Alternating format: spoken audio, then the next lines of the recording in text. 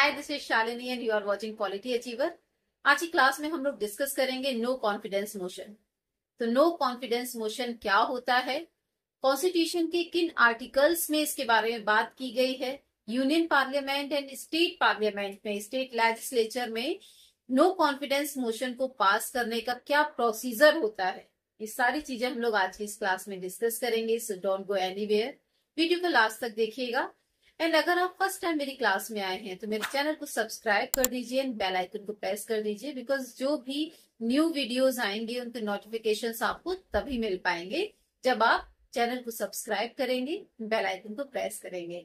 So video को start करते हैं। सो नो कॉन्फिडेंस मोशन क्या है?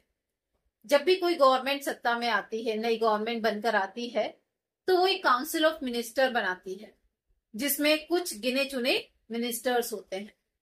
और ये जो काउंसिल ऑफ मिनिस्टर है उस हाउस के प्रति जहां पर उसे कॉन्फिडेंस ऑफ मेजोरिटी हासिल है, उस हाउस के प्रति वो रेस्पॉन्सिबल होती है, उत्तरदायी होती है।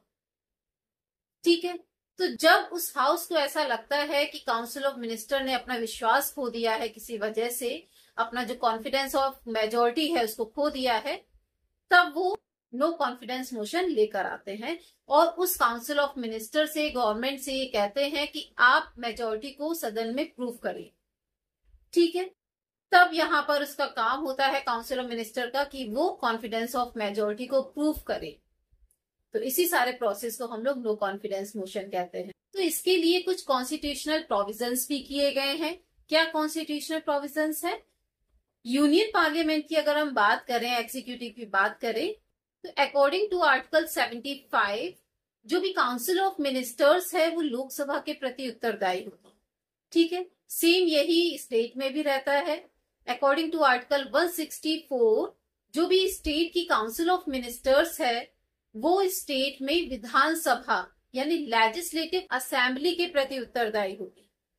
ठीक है, तो ये उत्तरदायित्व जो है ये काउंसिल ऑफ मिनिस्टर्स को रोकता है किसी भी ऐसी एक्टिविटी को करने से जिससे उनके ऊपर नो कॉन्फिडेंस मोशन ना लगाया जा सके। अब अगर बात करें कि लोकसभा के रूल्स एंड प्रोसीजर्स में कहाँ इसके बारे में बात की गई है, तो रूल नंबर 198 में नो कॉन्फिडेंस मोशन के प्रोसीजर के बारे में बताया गया है। अब एक प्रोसीजर क्या है इसको देख लेते हैं। अविश्वास प्रस्ताव को पास होने के लिए 50 मेंबर ऑफ पार्लियामेंट का इसके फेवर में होना कंपलसरी होता है। अगर ऐसा नहीं होता है तो जो नो कॉन्फिडेंस मोशन है वो फेल हो जाएगा, पास नहीं हो पाएगा। तो इसके लिए क्या प्रोसीजर है? जब भी हाउस के सेशन चल रहा होता है तो कोई भी मेंबर ऑफ पार्लियामेंट सुबह 10 बजे से पहले नो कॉन्फिडेंस मोशन के लिए एक रिटन नोटिस देता है।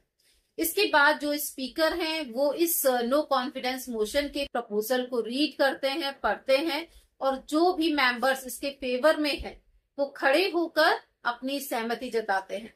ठीक है, इसके बाद एक डेट डिसाइड कर दी जाती है उस पर डिस्कशन के लिए, और ये सारा जो प्रोसेस है वो 10 डेज के अंदर हो जाना चाहिए।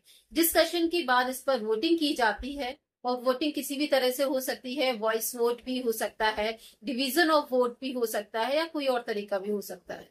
तो वोटिंग के बाद यहाँ पर देखा जाता है कि 50 मेंबर्स इसके फेवर में हो तभी वो पास हो पाएगा। ठीक है, तो अगर ये नो कॉन्फिडेंस मोशन पास हो जाता है और सरकार खुद को नहीं बचा पाती है तो यहाँ पर उस गवर्नमेंट को रिजाइन करना होगा। ठीक है, तो नो कॉन्फिडेंस मोशन के जरिए गवर्नमेंट को हटाया जा सकता है। बट यहाँ पर नो कॉन्फिडेंस मोशन से जुड़ी हुई कुछ कंडीशंस भी होती हैं।